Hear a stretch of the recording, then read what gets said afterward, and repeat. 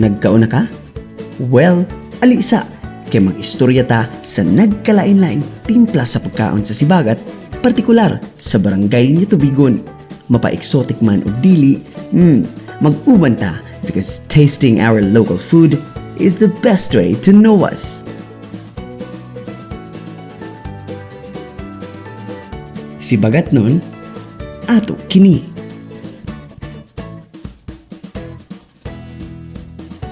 Barangay ni Tubigon, ang currently developing ecotourism destination sa lungsod tungod sa maanyag nga Pinandagatan Falls, dili usab magpaulahi sa ilang mga putahe.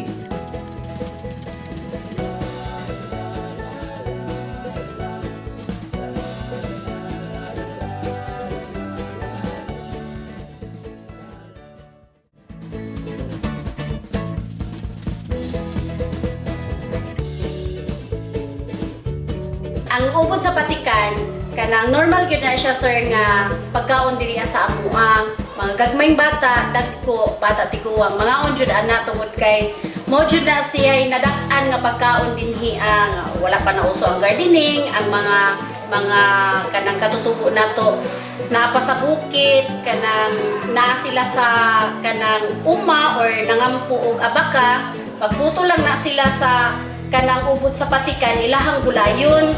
Kunya dili na sila kinahanglan nga kanang itanong pa kay mutubo ra man na siya sa lasang. Existing jud siya nga tubo sa lasang unya dili pait. Unya lami siya kaunon mo nang pati ang mga bata. Mainganyo gyud nga mukaon kay lami man gyud siya. Siya gi-compare sa kanang ubod sa kawayan sir. Ang ubod sa kawayan na siya kanang pagkapait gamay. Kapin pa o dili nimo siya matarong og lakwa.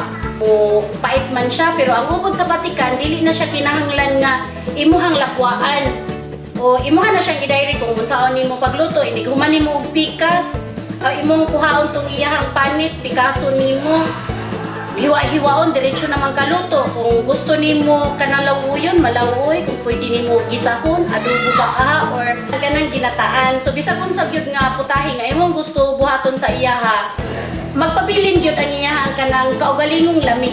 Mo na mainganyo ang tanang tawo nga mukaon ana.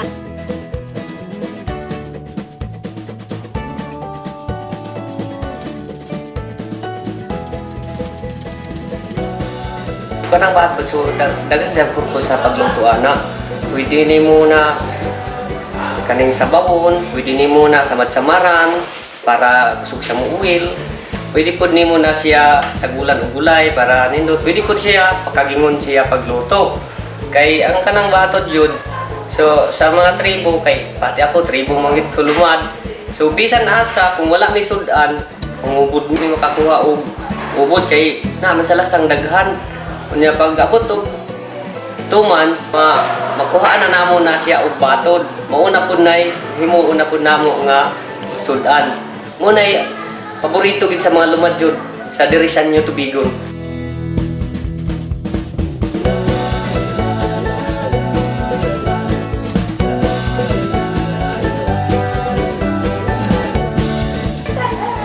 Lami kay saya. Ang yung texture similar siya sa kanang shrimp, though medyo soft siya and medyo oily but so good.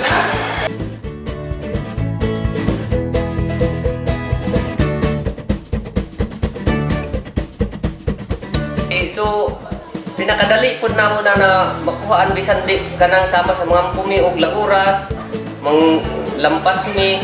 So daghag sapa diri bisag asa mi padulong, daghan kay sapa. Muna nga pagkagabi manulo mi, una makakuha na dayon mi baki. Kung di daghan ng mga paitan, mga biyo, muna makuha namo diri asa ni Tubigon ani mga kasabaan diri Kanang yung baki diri sa amo dili na siya panitan. Paghumanog hinlo ana pag tinae tapos adobohon ang lasa gid sa adobong baki mura gid siya og manok.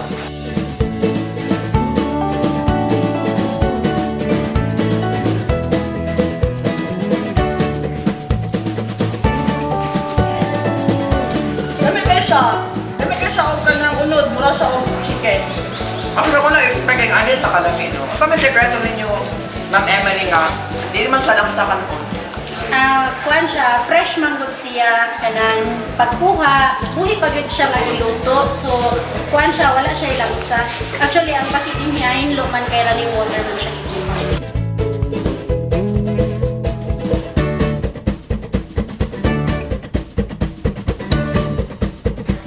Ang tilapia din hiya sa among lugar, ikapanghambog yun damo tungod kay before nga na establish ning ato ang fisheries din hiya, gabuhi gyud ang kanang LGU sa amo ang mga creeks or kanang pinandagatan nga top area niya, kanang pinakapungkay niya, gabuhi gyud ang LGU ana og kuan nga gikan sa DA nga mga fingerlings, mga sobra nila ginabuhi nila didto sa sapa.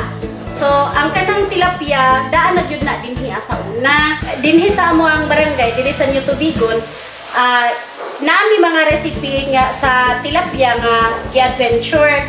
Try na mo, among pilion ang katong gagmay nga isda sa tilapia, katong regular size niya kay para humok ang iyahang panit, kunya humok po iyahang buko. Lami siya, kunya wala siya aftertaste nga kanang pareho sa ubang isda nga lansa. Kanang mag-harvest ang mga fish pan raisers, kinilaw gyud pinakauna gyud i-request sa kanang mo harvest, kanang mutabang og harvest, kinilaw gyud ang ilahang ginakuan kay lami manggod siya.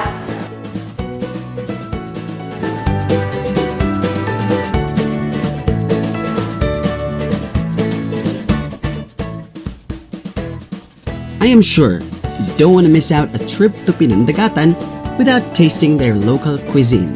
Pipila lamang kini sa mga unique flavors of Sibagat. Unsa pa imong gihuwat? Mga tutag ni Tubigon ug dili nato palampason ang ilang mga pagkaon. I don't know how you spell fun, but I'm proud to say Sibagat nun, ato kini.